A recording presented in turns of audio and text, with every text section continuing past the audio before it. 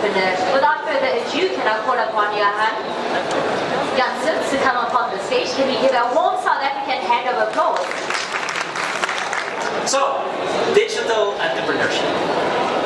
I was thinking about how to get started with this talk, and I was like, hey, I can try to tell you a little bit about my story. And my story starts a long time ago. I was born at the end of the 70s, 79. And that makes me somebody of the X generation, who is from my generation, who is an extra here. Still a few.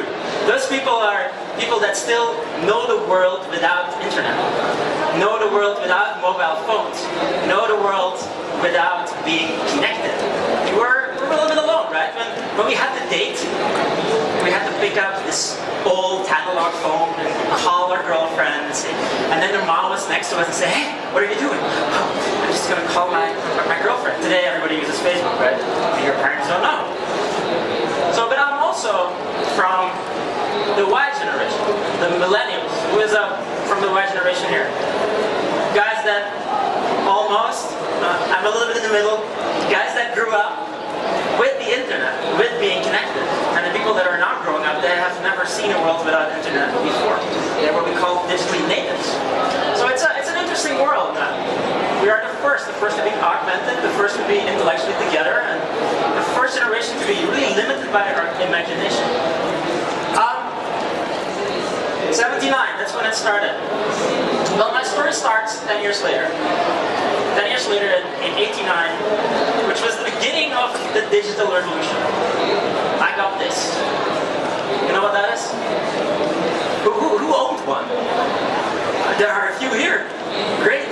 This is a Commodore 64, also referred to as the most famous and most sold personal computer of modern times. It was my first computer too. In 89, I got this computer from my dad, and it was actually quite an investment. It cost a couple $1,000. I actually told my dad I wanted to learn to program. Actually, I wanted to play games. So Dad said no. The thing was, there were no games. So I was a little bit stuck. So I learned how to program with this Commodore 64, and a Commodore 64 has 64 kilobytes of memory. Now, do you know how much that is? How much is that? Very, very, very little, right? It's a little. So let's see how much it is. It is half a second, just half a second of music on your mobile phone. It's half a second of Spotify, or half a second of Apple Music. It's half a second of the latest song. It's not much. It goes like that. But in 46 kilobits of memory, I could program this computer. I could make it do cool stuff. It was super cool at that time. It really was. It took 10 minutes to boot it up, because you had this big phone drive, so you had to put it in, and then boot it in, boot it. Commodore 64. See? 64 kilobytes of memory. Now, 89 is also the time when the digital revolution started in Silicon Valley. This is a picture of Steve Jobs.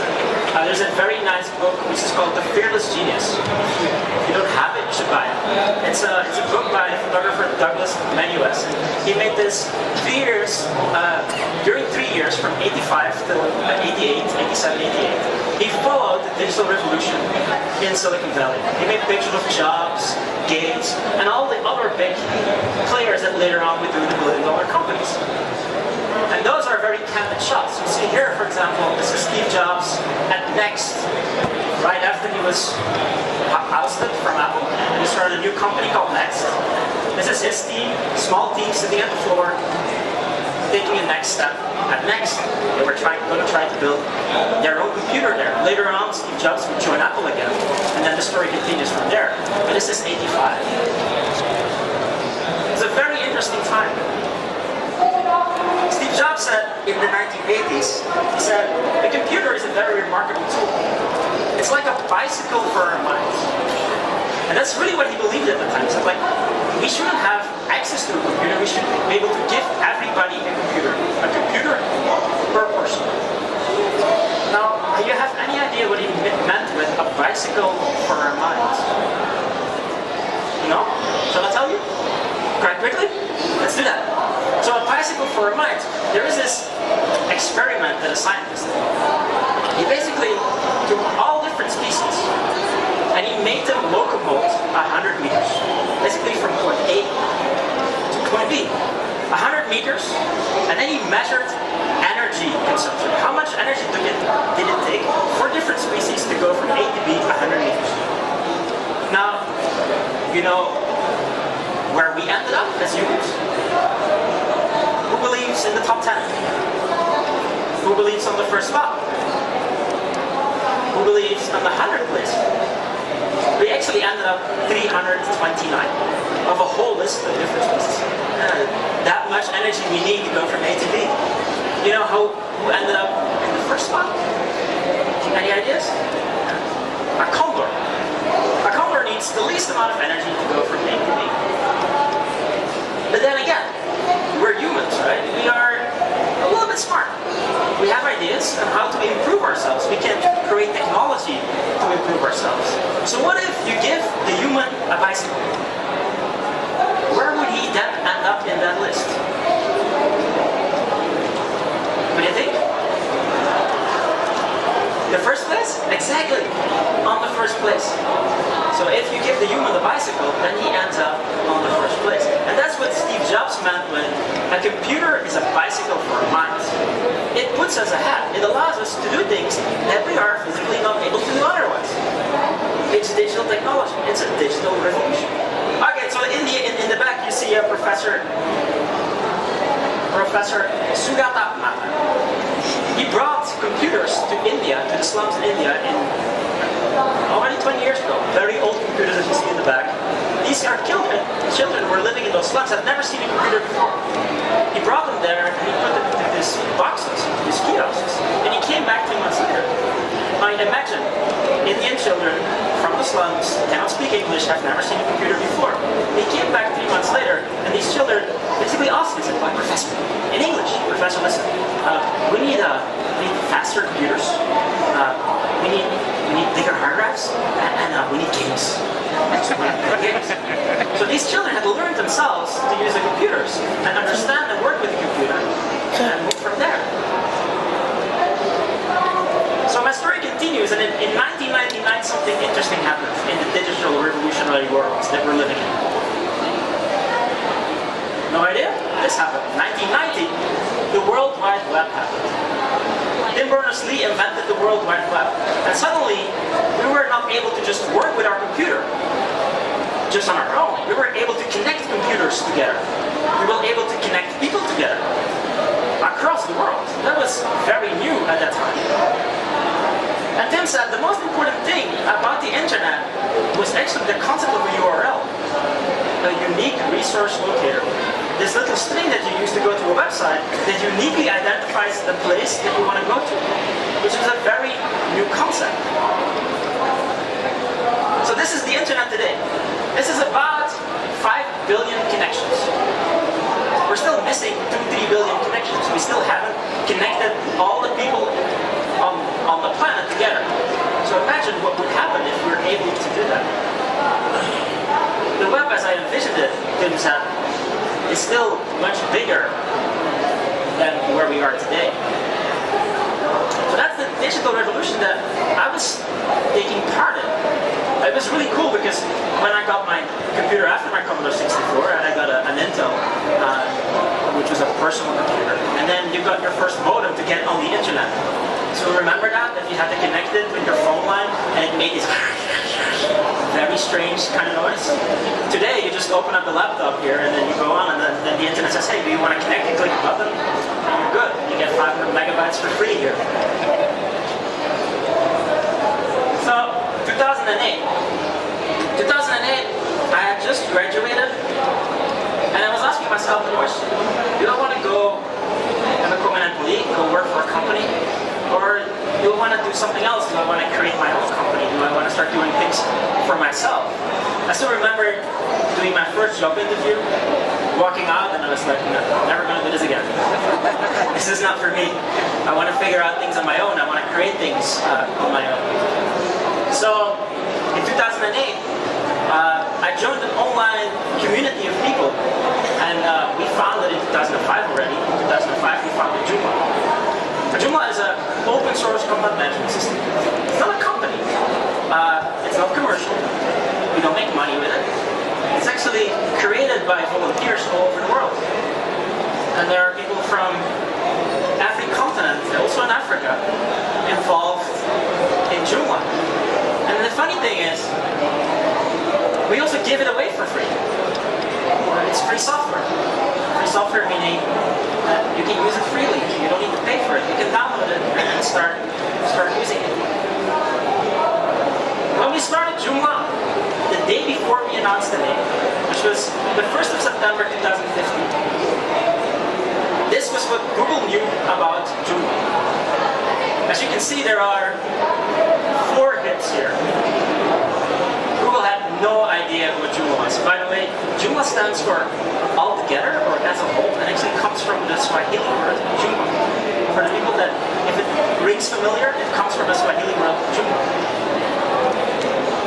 This is us in 2007 at the Googleplex in California, San Francisco, where part of the community came together to collaborate and build Joomla.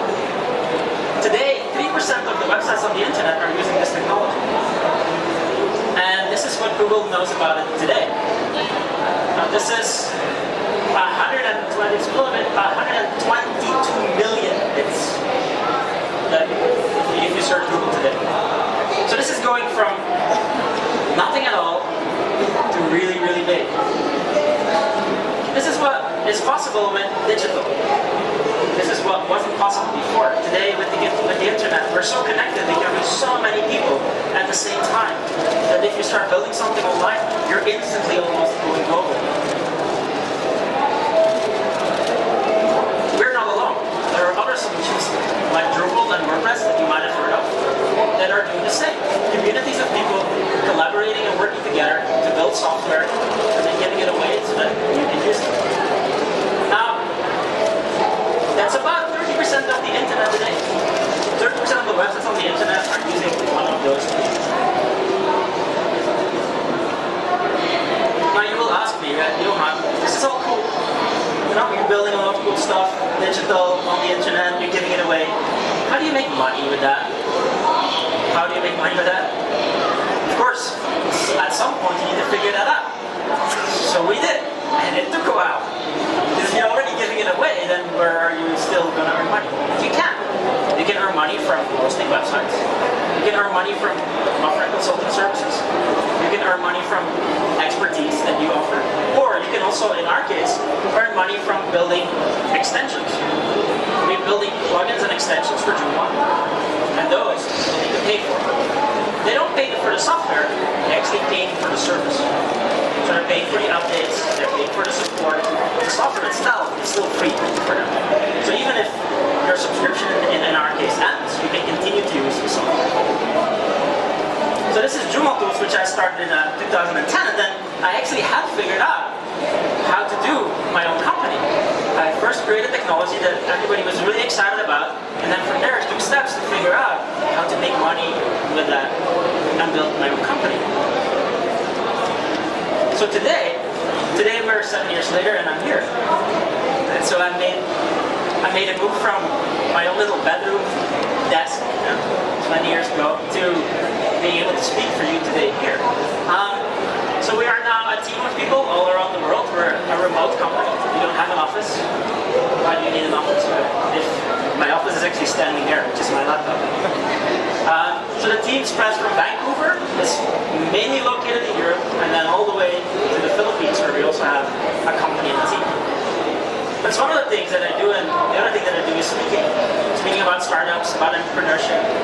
This picture is last year in Manila, where I spoke for 10,000 students about technology and entrepreneurship, which was really fun. So, there we are. In those 15 years, I became a digital entrepreneur. I figured out how to program. I figured out how to communicate and network with people, find talent, bring them together, create Joomla, and from there, build my own company. And that brings me here. So digital is a new industrial revolution, and digital enterprises, and entrepreneurship represents its core element. Do we agree? I think so. I'm very excited about that. I have a little video for you.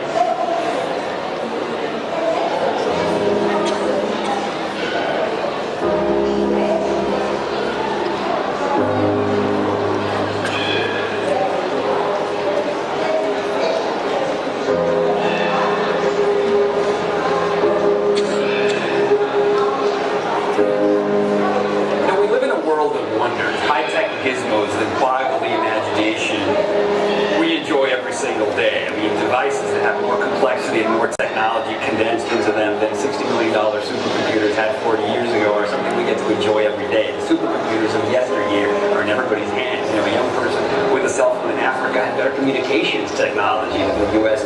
president had 25 years ago. So there's no doubt these are magnificent machines that we use to extend the boundaries of our thinking and of our reach. Nonetheless, people have this problem with technology because they think it's somehow unnatural. Kevin Kelly's book, What Technology Wants, introduces the concept of the technium.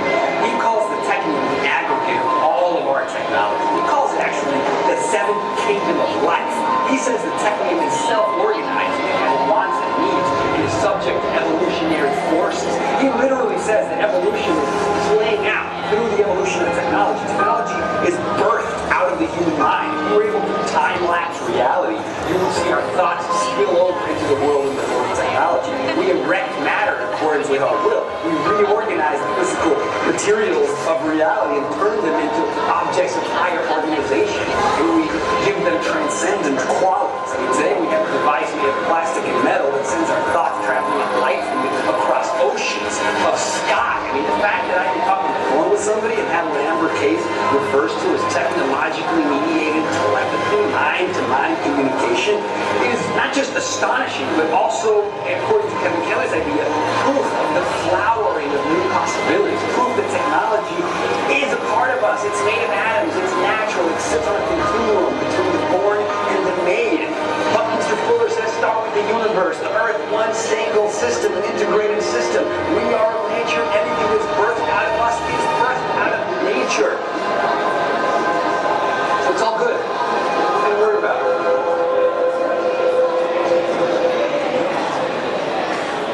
Imagine, right, that device that you carry in your pocket, and I think most of you have one, your mobile phone, that's infinitely more powerful than that computer that I had 20 years ago. It's infinitely more powerful. And what are you doing with it? Facebooking, right? Clicking, liking. She's going, no, I don't do that. Good, good, good. Please don't. But we have become Facebook's little click army. You know? Click robots, like robots. There's so much more that you can do with that piece of technology. It's so much more powerful. So here's the question. Why? Why will you become, or do you want to become a digital entrepreneur? I just invest in the stock exchange, make some more money, get the yacht, go to the Bahamas. It's possible too. So why become a digital entrepreneur? It's a very hard question to ask ourselves. It's that why question. Why do I want to do specifically this? Why am I passionate about that path that I want to follow? And I have asked myself that question, and people have been asking me that question for the past 15 years. Why do you do Joomla? Why are you doing it in this way? And I'm trying to come up with answers, and one is mastery and purpose. There's this very nice TED Talk from Daniel Pink about the puzzle of motivation. And he talks about the fact that what he calls, we're not just simply money maximizers. We're not simply out there to make money. We're purpose maximizers. We're looking for a purpose in our lives. We want to give something back, something that leaves a little bit of a legacy. That could be something very small, or a little bit bigger. But it's not just about making money. It shouldn't be. That would be too easy. So that's one reason. And another reason is, in the world of today, you have two choices. You can either be programmed, and then Mark Zuckerberg will make you into his personal like army, or you can choose to program. You can choose to change that world that you're living in, that digital world, if you want to become a digital entrepreneur. You can choose to solve problems here in South Africa through digital technologies. And there's an interesting book about that from Douglas Rushkoff, which is called Program or Be Programmed. Write it down, read it if you want to go into this path of digital entrepreneurship. So I want to come to this, the third point. It's often said that being an entrepreneur, building a business is about competition. It's about being better than the other. I don't believe that that is. I believe that we should learn to collaborate and differentiate, but not necessarily compete. You cannot, in the world of today, do something online if you're not going to collaborate, if you're not going to use somebody else's technology to build upon. Facebook is built upon technology that we built 10 years ago. It's not, it's all right, and it's releasing a lot of technology that other people are building upon, free and open source technology. So you need to collaborate. Why is that important? Because this curve, the pace at which digital technology evolves is not linearly increasing, it's exponentially increasing. Computers are getting faster every day. So you need to ride on that exponential curve. If you believe that your idea is not possible, but only will be possible in 10 years from now, then search the next 7 years and believe that it's going to happen in 3 years from now. This is why big entrepreneurs like Elon Musk are now already thinking about going to Mars, solving the first problem, making a rocket that can come down again, and he solved it already. All the other people were going, we can't do that. Well, we can. We just did. So you need to learn to think exponential as a digital entrepreneur. Otherwise, the digital world will ride by, and you will wait. That's what you will be able to do. So here's my question. Are you a pirate? Is that something that excites you? Changing the world, doing things your way? Or are you one of those white knights that wake up in the morning, takes on the stoop, goes to work, says, "Morning boss, what shall I do for you today?" Either is fine. And if you're into entrepreneurship, I'll be the pirate.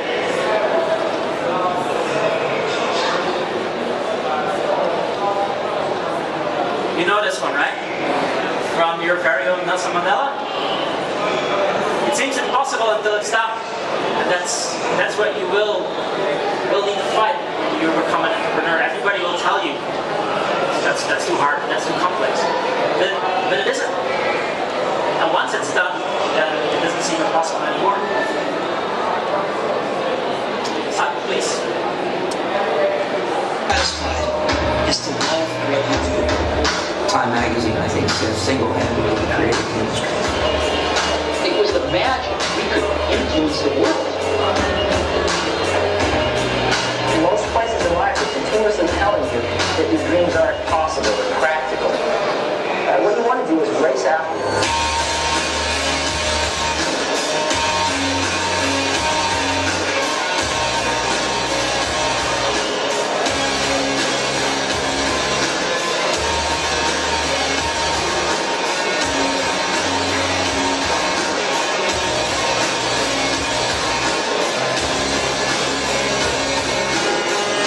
Successful in building the eyes of society.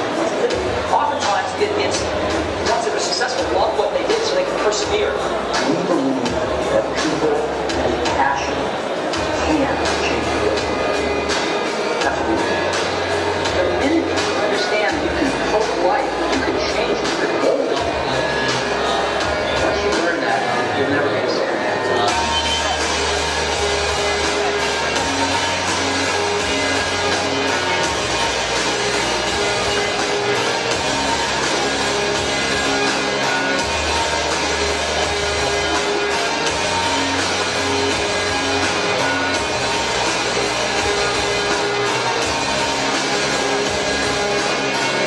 Stay hungry, stay foolish.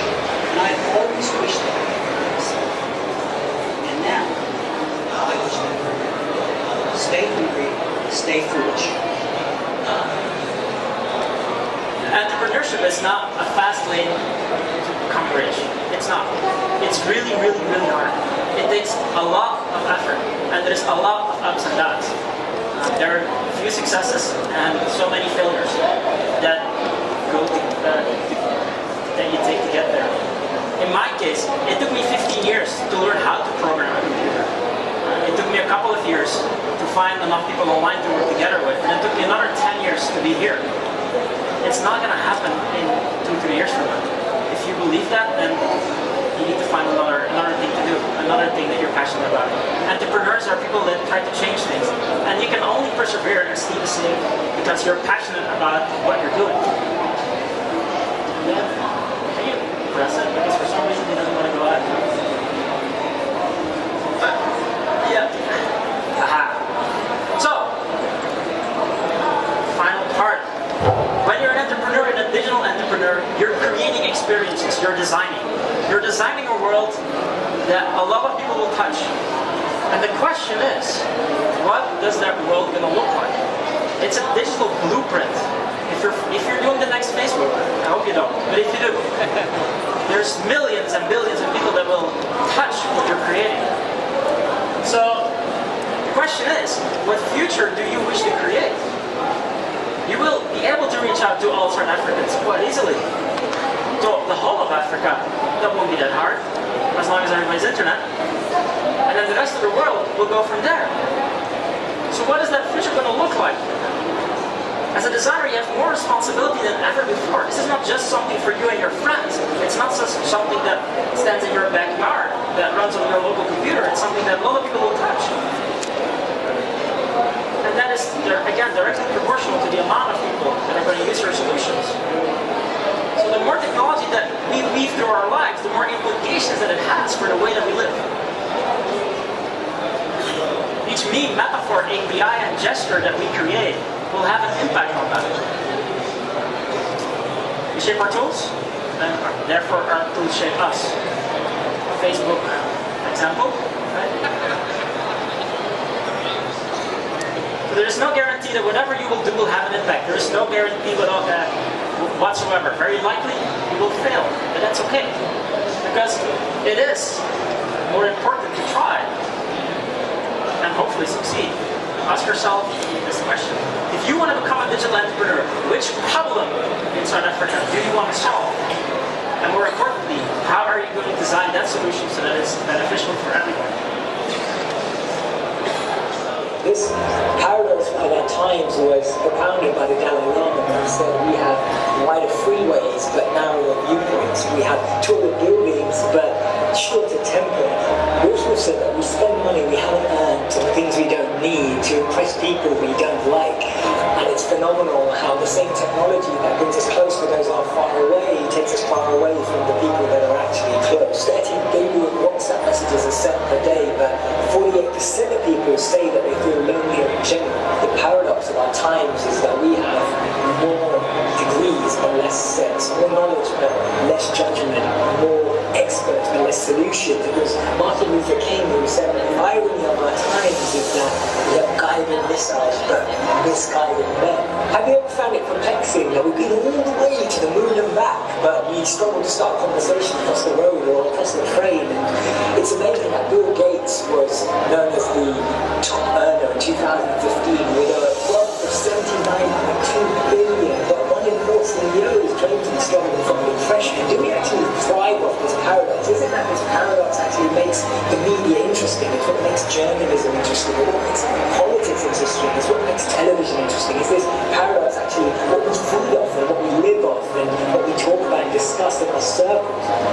Doesn't it seem that we've tried to clean the air but polluted our soul? We've split the atom but not our prejudice. And we're aiming for higher incomes but we have lower morals.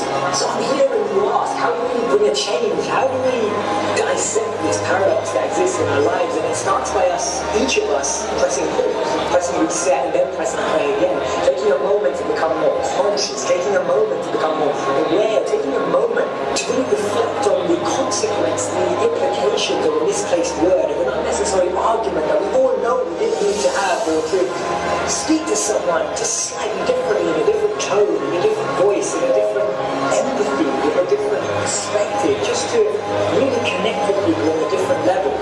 This thinking out loud started from Albert Einstein, and I'll track back to him when he actually said that the problems we have today can't be solved with the same thinking we used when we once created them. So actually we need to research alternative teachings. We need to deep down dig into those ancient books of wisdom. We need to go back to understanding if there's anything written in those previous pages of time that can actually reveal more knowledge and more wisdom of how we can transform our experience of life today. Otherwise, this paradox means that every step forward we take will take you 3 backwards every time. So, this is my message for you. When you venture into this digital world, there is so much potential. There are so many things that you can do. There are so many opportunities for building companies. But it's very important that you really think about the problem that you're going to solve and how and why you're solving that problem in that way. Otherwise, we end up with a lot of digital, excuse me for the word, crap out there. There are so many replicas of people that believe that they can do something better by changing it a little bit, making money with that. That's not what this world should be about. Africa has its own local problems. Just like in Asia, I see local problems that need local solutions. Don't just copy-paste whatever is happening in Europe or in America. A lot of people would say, we want to be the next Silicon Valley. Well, Silicon Valley happened 25 years ago. You don't want to be the next Silicon Valley. You want to be the next Johannesburg. You want to solve problems here, in your way. That's most important. And as Nelson Mandela said, there is no passion to be found playing small. It's setting for a life that is less than the one you're capable of living. You are capable of living your own life. If you ask yourself always that question, why? Why am I doing it this way? Should I just replicate and duplicate what somebody else is doing? Or is there a different, other, maybe better way of doing it? So I will leave you with this, and I hope that you do. Pursue something so important that even if you fail, the world is better off having you try. I thank you for your attention, and it was a pleasure being here.